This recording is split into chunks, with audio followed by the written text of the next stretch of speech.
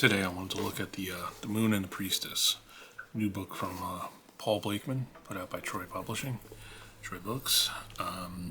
This is a book about the Rider Waite Smith tarot and looking at it through the lens of Jungian archetypes. That's what caught my attention about this. I really wasn't familiar with Paull Blakeman prior to this. He's a poet and writer based out of the UK. It's interesting, there's a piece in the back at the end of the book that basically explains where this book came from, and basically reading that he did that got him to the book and explains the title. It's definitely worth reading and checking out.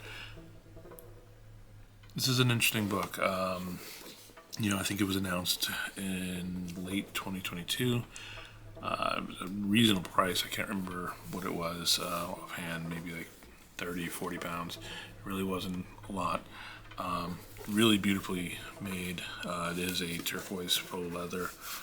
It's got copper foil blocking on the front cover as well as on the spine. Hopefully that is focusing properly. I have a new camera, so this is basically the first real test with it. It's cute. It's really nice. It's got some nice burgundy end papers. A little confusing on the website. I believe Troy Book says that this was a edition of 200. But in the book it says 175. So I'm not sure exactly which is the correct number. But as you can see here with the subtitle, Accessing the Creative Unconscious with Tarot's Archetypes. That's what kind of caught my attention first with this, was the subtitle. That's primarily how I tend to read tarot in general. Is I also look at it through a very Jungian mindset, the cards being archetypes. I don't tend to look at it in a very spiritual manner. I definitely try to approach it from a more psychoanalytical approach, just how I've always been. But so let me tell you a little bit more about the book. It's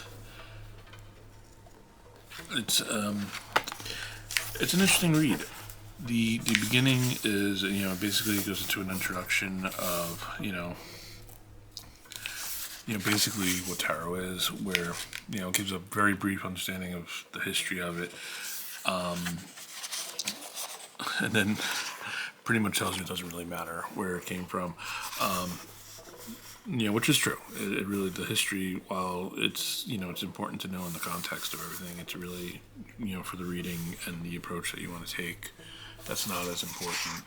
And he talks a little bit about some books that are useful. There is also a list at the end of the book that I'll show that Paull recommends to people to follow up and read after his, if they haven't already. Most of them, I think, I would say most people interested in tarot have some familiarity with, for instance, Waite's pictorial key, things like that.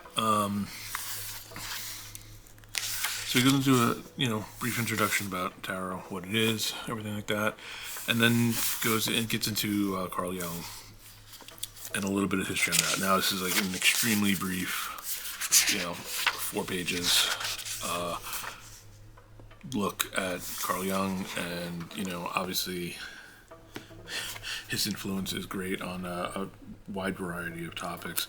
So little on the esoteric, especially modern day approaches to the occult and esotericism.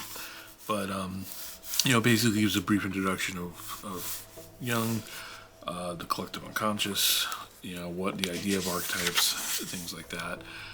And then he gets into another section here that talks about defining the terms that that you'll see throughout. It's a very high level look at anima and animus and individuation, things like that. And he gets into a little bit of the shadow and transcendence, and for a beginner, I think it's really good. I'm glad that they included all this for people in the beginning, in the opening of the book. It sets the stage for everything kind of coming up. Yeah, and then basically it's really just a run through of every, all 78 cards, through, from the majors through the minor arcana. Pretty much a page devoted to each, with a full image. I say this is like one of the areas where I think that the book does lack in is, while I think everything about the book otherwise, printing-wise, is beautiful, even though this is like faux leather, I think it really, the color is just absolutely gorgeous. But the where this fails, I think, is a little bit in the picture printing. You can see there's some, like blurriness and bleeding. I wish they would have cleaned that up a little bit and just made it a little bit crisper, because the font printing is great. Everything looks really good. I love the margins. The cream paper stock is really nice. It's very easy to read. Very clear. It's interesting. So basically, what Paull does in this is, for each card, I'll just look at the full. He talks about, got the big picture of the traditional Pamela Colman Smith artwork, just the line work, obviously. But he talks about basically the card, and then he says what the Jungian archetype is that he's associating with the card, and then kind of goes through the whole story, the whole concept of what he's seeing, and gives some relevance. And then what I think was kind of interesting is, on each card he puts a cultural reference, or two or three on each one, where it's basically a movie or a book that's kind of emblematic of the archetype as seen in popular culture, which is, it's kind of interesting. It helps, I think, put the archetype of the card in context, which is nice. So, but it's basically a run through of everything, and then at the beginning of each, to the end here, sorry.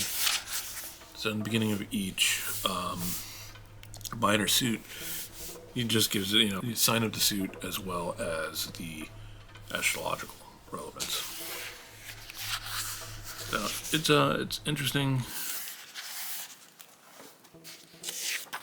Here, like, I forgot about this, but in the Queen of Wands, his cultural reference is actually people. Popular culture, Peggy Guggenheim, Anna Wintour, Catherine the Great. Historical figures and popular cultural references. But yeah, it was interesting. So, like, what I like to do with books like this is I tend to, I haven't read straight through each card, so I still need to do that. But what I tend to do is I'll read everything else related to this, but then do a few readings, but stick to just this as my reference material if I'm looking up anything. So I try to not do a reading the way that I normally would, but I try to look at what the book is specifying as the meaning. And I thought this actually tracked pretty well. In I tried it with a few different types of readings and a few different approaches, and it was quite interesting. There was a couple points where maybe I felt like his explanation, or maybe the archetype that he was tying it to, didn't necessarily always match with what my thinking was, but I mean, that's really the case for me, and I think a number of books at times. So, because tarot to me is something that's very personal. I think you take it, something that you work with in your own way a lot of times. And I think that's how everybody really should approach it. But it's obviously always good to come from a common set of source material, for the most part. So that it's something that can be shared throughout. You need to have common understanding when talking about things. So, And I think this approaches a lot of that. He gets to, he goes through the whole each of the minor suits, and then at the end there's a section where he talks about basically kind of storytelling and reading different kinds of spreads, things like that. How to kind of come up with a narrative when you're reading based on what you're seeing. It's again very short sections. This is only a 2-page, so it's high level. You're not going to see too much deep diving in this book at all. It's a very short book. It's 191 pages in total.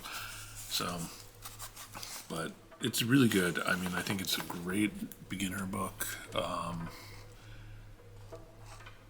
think it's definitely a good way to approach a very simple understanding of Jungian thought, just the tarot in general.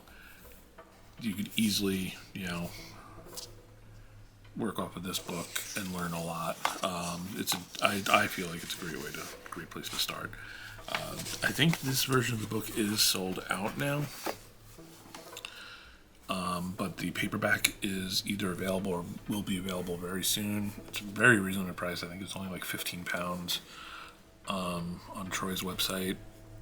I'm sure it's available on other websites, but I'll throw a link down to Troy's website.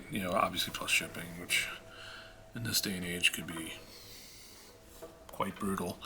But I would recommend, if you can track down this version, I would definitely do it. I'm very happy with the look of it.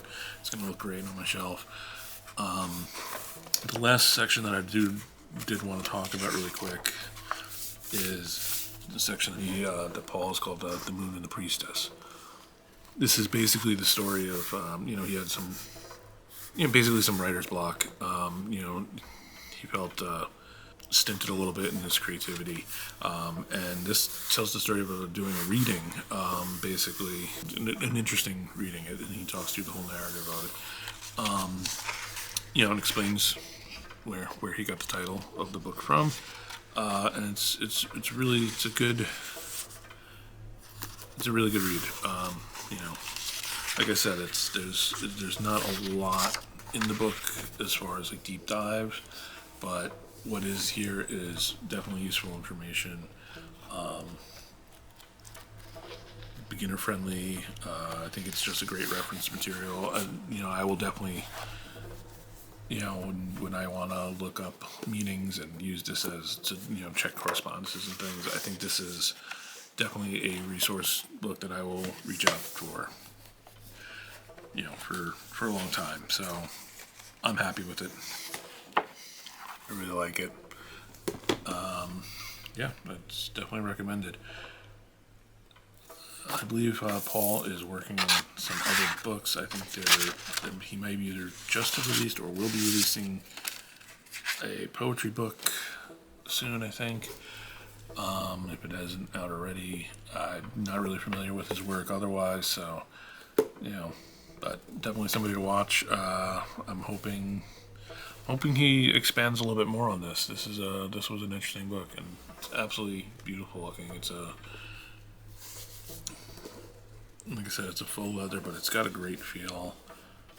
Very sturdy book. It lays, really flat. It's just bound really well, in my opinion, for the price that it was. So, okay. Links for purchase and everything will be below in the description, and any other relevant links related to this. Please, tell me what you think in the comments. Like and subscribe, all the YouTube things. All right. See you later.